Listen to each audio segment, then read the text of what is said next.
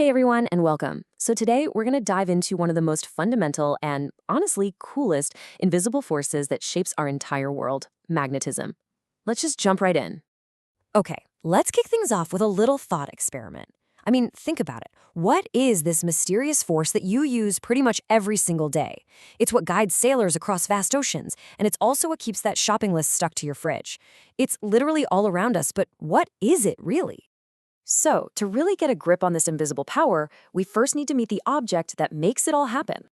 And here it is, a magnet. Put simply, it's any object that can pull on certain materials. You know, things like iron, steel, nickel, and cobalt. Think of this as the star of our show today.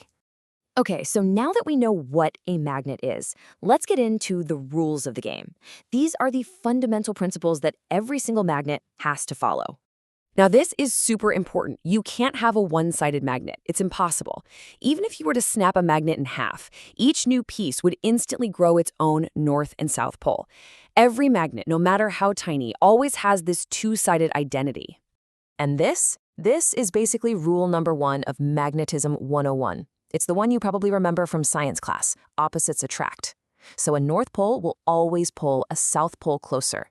But put two of the same poles together, like two norths, they'll push each other away every time. Okay, but here's where it gets really cool. If you just let a magnet hang freely, like on a string, it will always line itself up with the Earth's north and south poles. So why does it do that? Well, it's because our planet, Earth, is one gigantic magnet itself.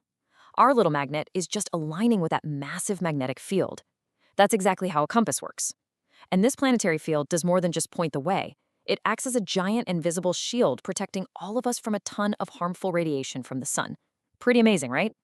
So let's keep building on this. We know magnets have this invisible area of influence all around them. But is there any way for us to actually, see it? Well, that zone of influence has an official name.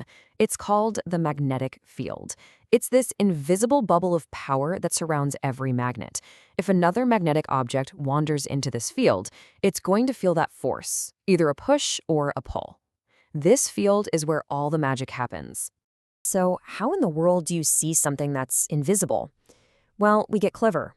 We basically draw a map of the force.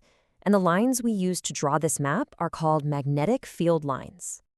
Right, but these lines aren't just, random doodles. They're a really precise visual language. And they follow a very specific, very predictable set of rules that tell us everything we need to know about that magnet's force. All right, let's break down the rules for reading this map. First, let's just trace the path. You see those little arrows?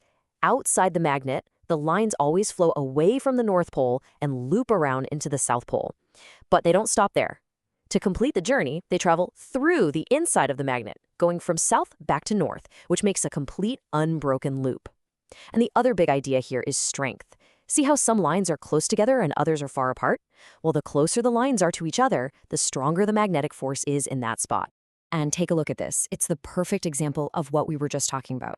See how the lines are all bunched up and crowded right at the tips, at the north and south poles? That's our visual clue. It's a dead giveaway that the magnetic force is at its absolute strongest right at the ends of the magnet. Okay, let's move on, because now we come to the golden rule, the single most important can't-be-broken law of magnetic fields. It's a super simple idea, but it actually leads to a really fascinating puzzle. And here it is. It's super simple, but absolutely crucial. Two magnetic field lines can never, ever cross each other. Just think of it as the ultimate law of magnetism. It just can't happen. Period. And that, right there, leads us to our final puzzle for today. Why is this rule so important? Just imagine for a second that two lines did cross. If you could place a teeny tiny compass right on that exact point of intersection, what would happen? Which way would the needle point? What kind of physical impossibility would that create? Chew on that for a bit, and I promise you'll have a much deeper understanding of how these incredible forces really work.